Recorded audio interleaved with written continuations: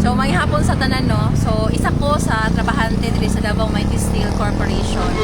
So naami karon kauban sa ako ang mga kauban na trabahante pod na ning voluntaryo na makig sulong jud sa amo ang karapatan na manarbaho. So August 13, 2026 nahitabo ang maong raid. Nabulabog jud mi sa amo ang kanya-kanyang mga department of offices tungod kay pinakalit ang paghitabo. Naay armado na mga lalaki, kalit lang nagitutukan jud mi og baril. Kulba kayo mi sa tinuod lang, nataranta pa mi, nalutang pa mi kay wala na ning sikin sa among huna-huna kung saang nahitabo. So karon nagtuo pa manggay ko na nasugdan jud mi og terorista. So mo jud ang pagtuo nahala patay, mamatay na masiguro mi.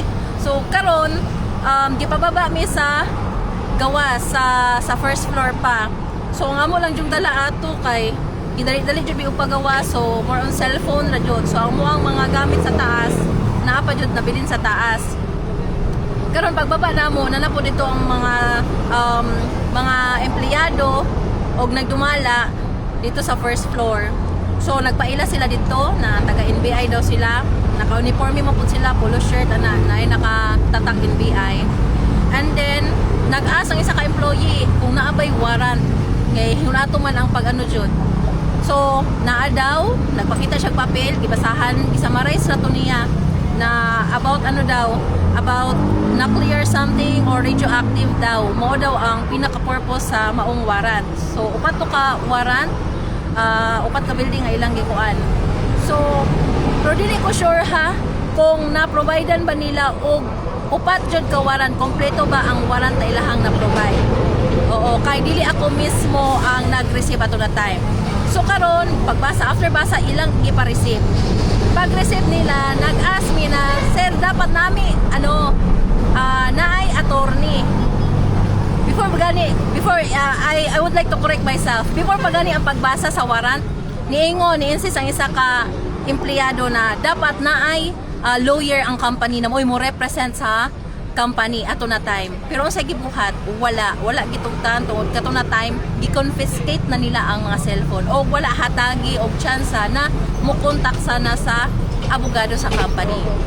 So mao to continue na ta dito sa gipa-receive na. Karon ipa-receive ang warrant. Gipa-receive tong empleyado dito. Unsay kaalam-alam di adto sa empleyado na dapat supposedly abogado dapat. So karon nagkurog pa jud taon tungkol sa kahadlok. So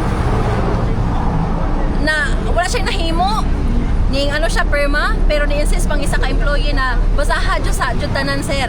Naay niingon ni BI na ningstingog na ayaw na basaha, pirmahin na diretso. Ana amot na ko sa rason kay nabasa na nila, pero lahi naman itong mabasa na jud tanan kay parang samaray sa Manila. So karon ni-insist pa jud mo nang gibasa pa, mo nang ni-okay ra pud to isa. Sige pabasahan sa una sila before perma. Ana to isa. So karon basa. Pero amot lang ko nisingkin pa jud to sa mga nagbasa kay syempre sa kakulba pa lang no. Kay kung ako ato na time, words lang siguro kung mabasa, di na jud nako pasabtan ang akong gibasa. Kay akto kayo yun ato after pa jud sa pagtutok nila sa among app. So mao to ang mga nagperma dito nag-receive, gipabilin sa first floor office. Ang tanan na wala labot sa nagperma ng mga empleyado, apel na ko kini sila gipagawas dito sa building. Dito sa may entrance. Gipagawas dito. Karon na nga usa mong gibuhat dito, gipalinya mi, gisa-isa mi og scan sa kato ilahang gadget. Oo, pang radioactive daw to. Oo. So karon gisa-isa bitanan kami tanan iskan. So kaluyan sa Ginoo, negative ang tanan. Walay radioactive na result sa ilahang pag-scan. Maski na sa mga employees na nag 10 years na sa moong company na supposedly if ever na may radioactive jud, supposedly dapat mabasa unta during pag-scan nila. So kaluyan sa Ginoo, negative jud mi tanan. So karon after ana sa pag-scan is gipabalik mi dito sa kilid sa building which is moy landong-landong. So karon gihatagan mi og sworn statement na papel, sworn statement ang nakabutang. Isa-isa ilahang gi-explain before papilapan sa amua kung sa to. Sa sworn statement na ay mga guide question dito na amo ang ipang tubagan. After ana, pag nahuman og fill up, linya mi iyahang naay naga-check. NBI po to siya, naay naga-check, ginaanuhan, sa tawag na, recheck niya ang amuang mga papel na accomplished na sworn statement. Kung naay kulang, ihad yung kuan, dapat wala dito kulang. And then, picturean ni na nadala-dala tong papel. Picture. Og lain pa, tungod kay sa kadaghan sa mga panghitabo na akong isiksik, no? During atong gipagawas mi sa first floor, gi-shutdown ang CCTV camera sa company. Unay tinuod. Gi-shutdown nila ang CCTV camera sa company. I-off ang kuryente.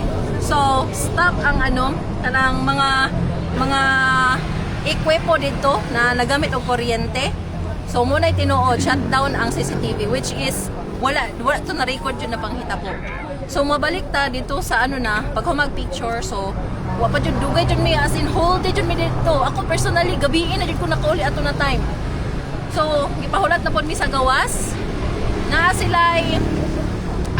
sila'y mga foods, mga pack sa foods na ginapang-distribute tungod kay na pod lagi mi dito na whole day.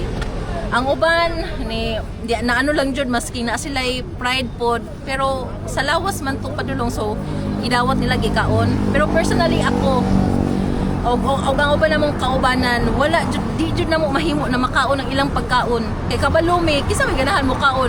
Nakabalumi ang nag-provide sa pagkaon mo, nagtutok sa mo ag baril. Kung sa imong panawagan na lang karon sa mga siyempre sa mga sa mga naitabo sa inyo karon sa inyong mga kaubanan sa mga trabahante. Ang ako lang yung panawagan, no? Okay ang sahod na rin na company, wala gipabayaan, delay, walay problema kung boto na hunaon. Wala po joy maingon ko na pwede nila maano sa company regarding sa sahuran sa trabahante. Munang karon ang trabahante nagpakita jud og suporta na mabalik jud ang amuang pagpanarbaho dire sa company.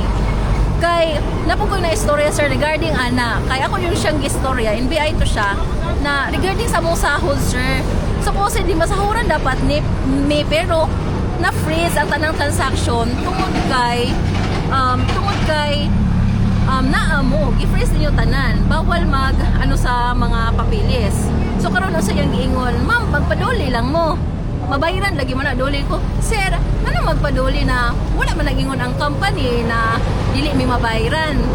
Wala lang jud mi nabayaran karon tungod kay na-detain ninyo. Oo, ang mga tao na supposedly mag-process. Ganong magpaduli na wala may ang advance magani ang sweldo. Yes. So mo na sir, ang amo lang yung sir is natakluban jud mi og kaltero sir ba na ami mga family, nami pamilya, sa mula ko galingon na gasto, mga Judiths namo, family namo. Kana jud ang bugat ba dili lang kami ang apektuhan. Nga feeling mo jud namo walay kaluoy na kung kini part lang ni sa political something na kuan, nganong wala jud na huna na 300 kapin ka mga tao ang naapektuhan in tawon, walay pagkaon. Moingon mo, hala pag punarbaho mo, pangita mo trabaho lain. Sure mo na makakita mig trabaho lain diha dayon. Dili ta buta bungol, kabalo mi sa panggobyerno karon. Daghang Filipino workforce pero gamay ang work opportunities.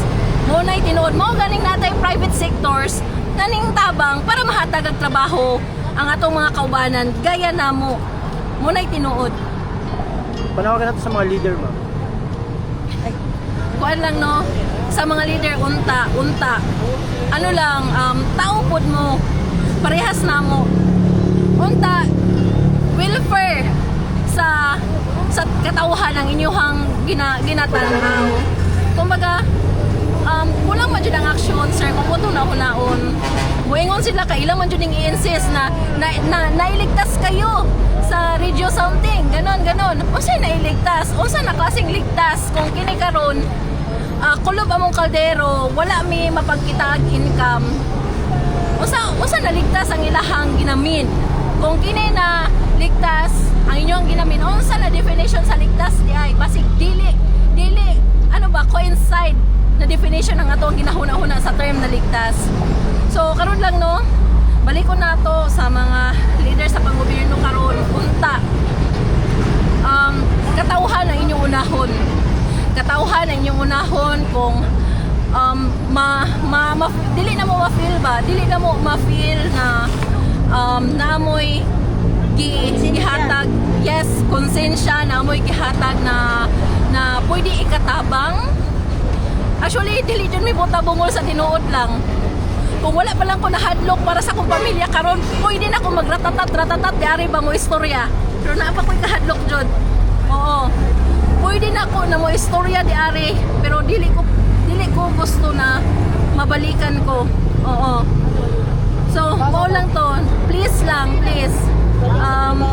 Oo, ibalik ang operation sa maong company para mabalik ang among trabaho kay kini ang among ginatanaw dili lang short term, dili lang ang among sahod sa isa ka kinsinas, kundi ang sa umaabot pang sahod o ang trabaho namo sa umaabot pang mga tuig. Long term ang among gitanaw, dili lang sa karon, long term.